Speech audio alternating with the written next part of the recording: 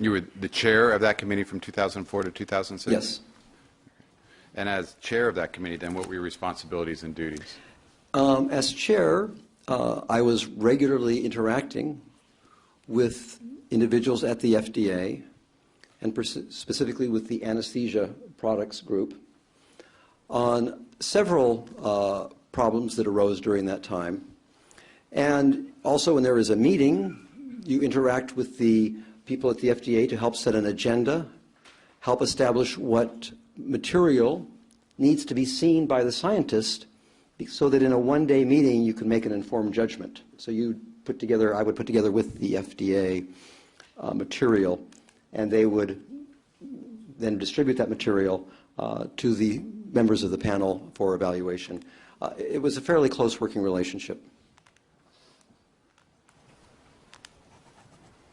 Now, you have used some terminology. I want to ask you about a couple of things, and I'd ask you to go slowly.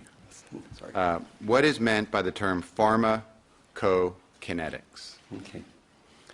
So the word pharma relates to an old Greek word. It means drug.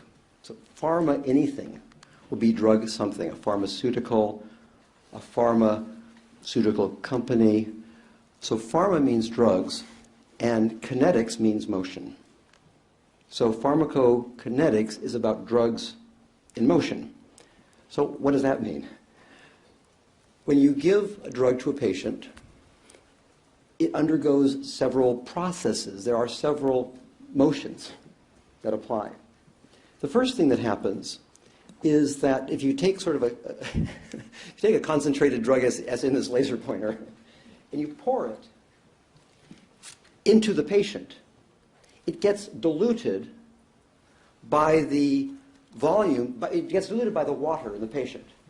So it starts off very concentrated in the syringe, but inside the patient it goes into the blood and it becomes more dilute. And so that's part of pharmacokinetics, the dilution of drug when it's administered to a patient. But it doesn't just go into the water and sit there. The water is really blood, and the blood is in motion. So the bloodstream takes the drug everywhere in the body.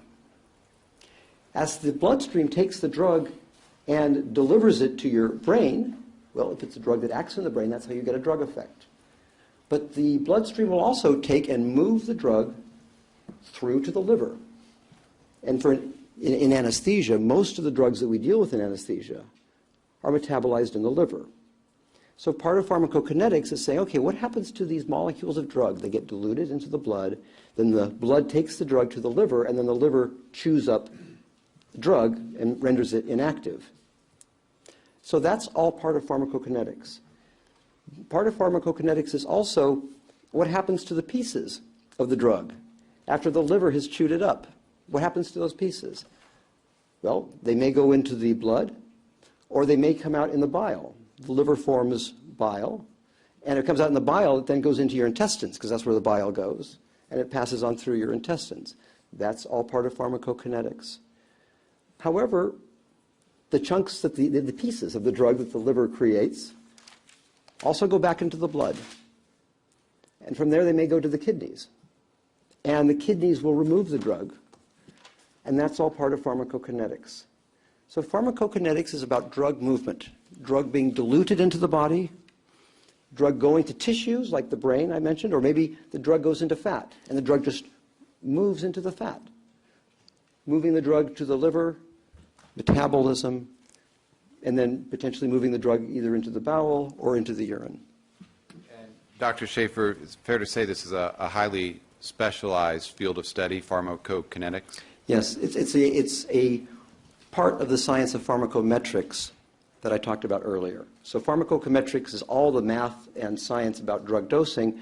Pharmacokinetics is specifically about the part of it that relates giving the molecule to the fate of that molecule in the body. And you are an expert and, in fact, have published extensively in this field of propofol pharmacokinetics? Yes, I believe I have 19 papers specifically looking at propofol pharmacokinetics. Specific to propofol? Specific to propofol. Have you published any papers with Dr. White? Oh, yes. My very first paper on propofol pharmacokinetics, the first author was Audrey Shafer.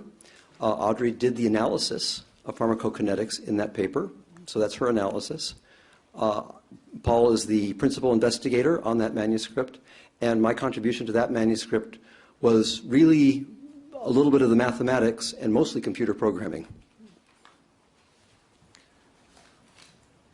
Did you, in fact, develop the software to do the modeling that was relied upon in that first paper you did with Dr. White? I developed a module of the software. The program was something called Make Model, written by a gentleman named Nick Holford, well-respected scientist in the field. But the infusions, the dripping, in this study, Dr. White had infused the drug, and he had made multiple changes in the infusion rate because he was titrating up and down. To handle all those changes, I had to write specialized modules so that the program could accept a constantly changing drug concentration and changing infusion rate, because the program didn't know how to do that. So I wrote that part of the software. The other part of the software I developed was for what's called a 3-compartment model. This gets a little bit confusing, but suffice to say that in the case of propofol, you need a little more mathematics to handle it.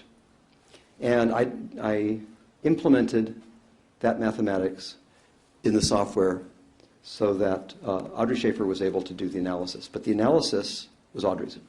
And did the module you created for that early paper, did the software run simulations as Yes. it relates to the propofol infusion? Yes. And what is a simulation, first of all? Okay. A simulation is taking a dose of drug and saying, if this was the model, if I put drug into this cup, and I'm going to just think that this cup has, I don't know, we'll call it a cup of water, a simulation would be what's the concentration in the cup? You do a calculation. If I then say, well, I'm going to extract so much drug every minute from this cup, you'd say, well, I can calculate that too. And that's what a simulation is. You project what you think will happen based upon what you know about the body and what you know about the drug. When you are estimating pharmacokinetics, you're constantly proposing a model. By constantly, the computer does this 1,000 times a second. It proposes a model, and then it asks the question, is this model consistent with what you saw in your study? If the model explains what you saw in the study, it's probably a pretty good model. If you propose a model and the model then simulates the concentrations, and those concentrations don't look like what you saw in the study, then it's a bad model. So simulation and modeling are hand in hand. Every time you want to understand if a model works, you do a simulation. And then you ask the question, does the simulation describe what you saw? And if it doesn't, you propose another model that's kind of close. Try to figure out what's wrong, what's right about the model, and what's wrong. And you do that literally thousands of times a second until you come up with a model that describes your data. Mr. Walden, let us know when it's appropriate to break. This is fine, Your Honor. Okay. May I see counsel for just a moment?